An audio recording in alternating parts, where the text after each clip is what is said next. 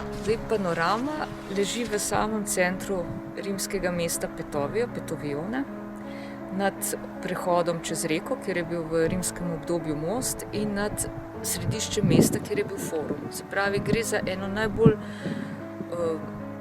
ugodnih poselitvenih točk rimskega mesta, ki je bilo sicer zelo veliko. Ohranili so se tukaj ostanki iz rimske dobe, zato ker je bil dolga leta sadovnjak. In šele pred nekaj leti so ta sadovnjak odstranili in mestna občina Ptuj želi tukaj imeti park za ljudi in tudi arheološki park. Kajti pod površino zemlje so se kljub sadovnjakom, kljub terasam, ki so jih v zvezi s sadovnjakom urezali v tla, so se ohranili ostanki, antični zidovi, ki smo jih pa uspeli dobiti vpogled vanje s pomočjo geofizikalnih raziskav. To pomeni, da brez posegov v tla so kolegi z georadarjem ali z meritvijo električne upornosti tal in pa z magnetometrijo so prišli do podatkov, kako potekajo zidovi, kje so bile ulice, kje so bili trgi in kje so stale rimske hiše in tudi kako so približno bili razporejeni prostori. Pokazali so se deli razkošnih stavb, verjetno najpomembnejših družin v mestu, potem pokazale so se stavbe, ki so bile bolj namenjene obrtniškim dejavnostim ali pa za skromnejša bivališča. Na vrhu Petovione pa je stalo verjetno svetišče, eno glavnih svetišč v Petovioni. V letošnjem letu smo se odločili za raziskavo, pravo arheološko raziskavo, da smo odstranili zemljo in pogledali, kaj leži pod površino. In to na mestu, kjer so geofizikalne raziskave pokazale potek zelo močnega zidu po robu brega Panorame in pa kvadratnega objekta ob zidu, ki je izgledal kot stolp.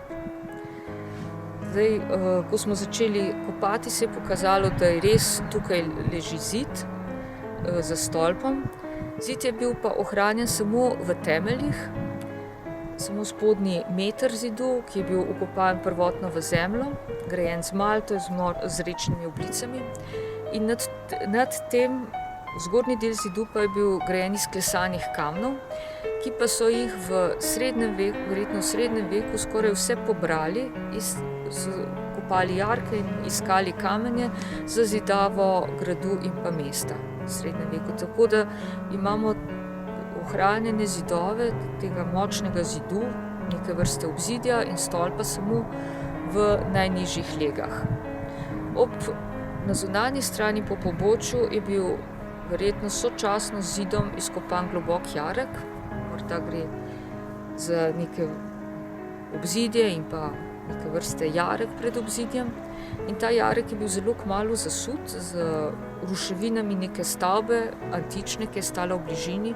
To se je dogajalo vse in zidava zidu in tega kopanja jarka in tudi njegovo zasutje. Vse se je dogajalo enkrat v 2. stoletju našega štetja, takrat, ko je bila tukaj v Petovioni že kolonija, pravo rimsko mesto.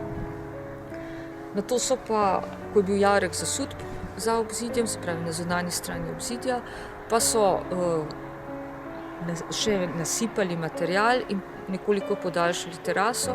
In na tej terasi je bila najprej se naslanjala z zunanje strani na obzidju delavnica, v kateri so obdelovali rogovje in kosti živalske in izdelovali koščene igle za lasnice. To so bile predvsem igle, s katerimi so se ženske izdelovale frizure. Pozneje je bila ta delavnica opuščena in v 4. stoletju tudi ob zunanji strani obzidja stala tukaj livarska delavnica, v kateri smo našli livarski lonček z ostanki brona ali bakra v njej, potem železno orodje, dele bronaste pločevine in pa tudi kipec boga kovaštva Vulkana. To je bil bronasti kipec. Ta delavnica je pogorela, hranila se je močna črna plast, v njej prežgana in je predstavljala, to je bilo je predstavljal njen konec, tudi konec naselbine na panorami in verjetno celotne Petovione, nekje v prvi polovici 5. stoletja, kajti na površino opuščene delavnice je pa padla že ruševina obzidja. V zgornjih delih smo našli tudi druge sledi iz zadnjega obdobja življenja Petovione, in to mozaične kocke in pa marmorni okras iz zgodnje krščanske cerkve, ki je stala v neposredni bližini, kakšnih 15-20 metrov stran od našega izkopnega polja. Tam so pa, na tistem mestu so namreč v letu 1983 kolegi arheologi odkrili ostanke, velike kose mozaikov in ostanke marmornih oltarnih pregrad te cerkve. Se pravi, gre za tako, da smo v vrhnjih plasteh razrušenih našli tudi sledove stavb, ki so stale v bližini. Nekatere od te cerkve so bile zelo pomembne.